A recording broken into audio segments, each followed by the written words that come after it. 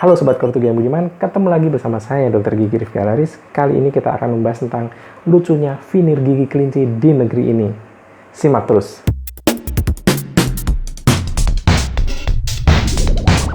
Buat kamu yang belum subscribe, subscribe dulu karena subscribe itu gratis, ilmunya gratis, dan membuat kita tetap waspada. Gigi kelinci memang membuat senyum tambah manis jika ukuran dan bentuknya cocok dengan wajahmu. Gigi kelinci alami biasanya sudah beradaptasi dengan bentuk wajah dan tulang rahang, maka keberadaannya bisa memberikan harmoni di wajah seseorang. Tapi bagaimanapun harmonisasi ini juga dipandang secara subjektif oleh orang lain. Seperti halnya sebagian orang senang melihat seseorang memiliki gigi kelinci, atau sebagian orang lagi justru sebaliknya. Sayangnya, masyarakat tidak pernah mempertimbangkan harmonisasi keberadaan gigi kelinci ini di wajah mereka. Mereka hanya mengikuti tren para idol yang memang serba sempurna. Maka yang terjadi adalah proses imitasi oleh masyarakat dengan segala tingkat kemampuan finansial mereka, tanpa peduli pantas atau tidaknya keberadaan gigi kelinci itu di mulut mereka. Goal mereka hanya satu kok, punya gigi kelinci, udah itu aja. Hasil pemaksaan diri pelanggannya dan ditambah dengan karya soidi tukang salon ini, rupanya menambah khasanah bentuk anatomi gigi di kalangan pansosus vinirian di negeri plus 62 ini. Kita kupas satu persatu ya, simak terus.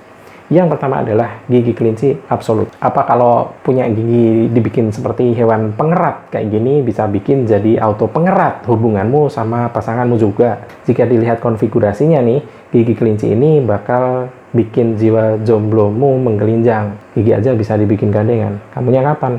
Nomor 2, gigi kelinci no straw movement. Buat kamu yang aktif menyerukan kampanye gerakan tanpa sedotan plastik, gigi inilah yang cocok untuk meyakinkan orang bahwa kamu juga tidak mungkin menggunakan sedotan. Bahkan yang ramah lingkungan sekalipun seperti sedotan guna ulang berbahan logam, dijamin selalu berdenting macam lonceng angin hiasan teras rumah. Yang ketiga, gigi kelinci hidayah. Senyum itu memang ibadah, tapi jika tertempel gigi kelinci nirfaidah ditambah gingsul terkutuk ini, ibadahnya malah pindah ke orang yang dikasih senyum, yaitu atas usahanya beristighfar sepanjang ingatan dan lantunan ayat kursi sepanjang malam karena takut didatangi mimpi buruk. Kemudian yang keempat, gigi kelinci anti-French kiss. Meski lidah tak bertulang, tapi jangan maksain untuk mencari celah buat silaturahmi dengan lidah si dia. Bisa-bisa apabila lidahmu jadi tandas ke garuk giginya. The next level kalau lidahmu sudah mampu U-turn, ngedrift, dan lolos ujian SIM, bolehlah dicoba sekali lagi.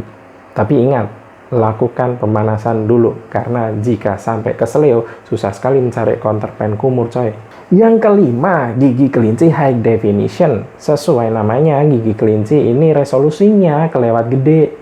Warnanya kelewat silau dan kadang ada efek 3D-nya di bau mulutnya, nonjok banget coy. Bahkan ini dikarenakan ukuran atau ketebalan yang tidak sesuai kaidah medis. Sudah pasti aspek kemudahan dalam membersihkan giginya juga diabaikan. Yang keenam, gigi kelinci calon penyanyi. Saking kotaknya mungkin kalau dipakai untuk menyanyi suaranya atau mirip tantri. Yang ketujuh, gigi kelinci auto pengen banting, habisnya mirip Kato Gaple sih. Itu tadi 7 macam gigi kelinci yang laku keras di negeri ini. Jika masih ada jenis yang lain yang kalian tahu, sebutin di kolom komentar ya. Lantas apa sih efek sampingnya jika kita mempercayakan gigi kelinci kepada tukang salon? Simak terus. Yang pertama, tukang salon gigi tidak memiliki perencanaan desain. Hasilnya baru bisa kamu lihat setelah semuanya selesai. Jadi sesuka-suka tangannya si tukang. Dia mau membuat bentuk dan ukuran seperti apa. Artinya, jika jelek, nyeselnya bisa seumur hidup. Karena email gigi yang sudah terlanjur dirusak, dianu-anuin, tidak bisa tumbuh kembali. Kamu tidak sepatasnya mempercayakan kosmetik yang efeknya permanen di tubuhmu kepada seorang tukang salon. Yang kedua, mereka tidak memiliki standar sterilisasi alat, sterilisasi tempat, dan perlindungan diri sendiri beserta pelanggannya. Jadi risiko infeksi silang rawan terjadi. Takutlah sama penularan HIV, hepatitis, ataupun virus SARS-CoV-2 yang keparahannya tidak main-main. Yang berikutnya, gigi kelinci yang asal tempel akan mengganggu oklusi. Apa itu oklusi? yaitu harmonisasi antara rahang atas dan rahang bawah ketika digunakan untuk mengunyah makanan. Coba deh bayangkan, kamu ketika makan menggigit kerikil saja, nggak nyaman kan rasanya? Makanan nyelip dan terasa mengganjal saja juga tidak nyaman. Apa yang terjadi jika gigi kelinci yang terpasang permanen ini selalu terasa mengganjal ketika digunakan untuk mengunyah makanan? Beban kunyahnya jadi bertambah besar. Gigi akan mudah lepas. Harmonisasi gigitan yang terganggu akan menyebabkan pola arah dan gerak gigitan berubah. Perubahan ini menyebabkan otot dan sendi bekerja tidak seperti biasanya. Hasilnya nyeri di otot pengunyahan hingga ke wajah, atau bahkan bisa menyebabkan sakit kepala. Perubahan arah dan gerak gigitan ini, contoh gampangnya adalah ketika gigi kelincimu ini terlalu panjang, maka caramu membuka mulut harus lebih lebar daripada sebelumnya. Gigi yang panjang ini juga menyebabkan kesulitan pengunyahan dan akan membuat kebiasaan baru dengan mengunyah di sisi-sisi tertentu. Kerja ekstra ini jika dilakukan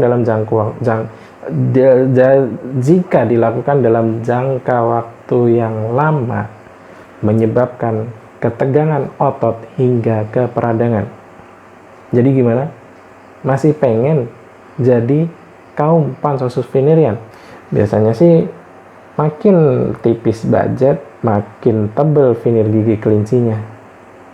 Lagi pula mau pansos kemana? Kelas di atasmu pada ngebully. Kelas asalmu jadi malu main sama kamu.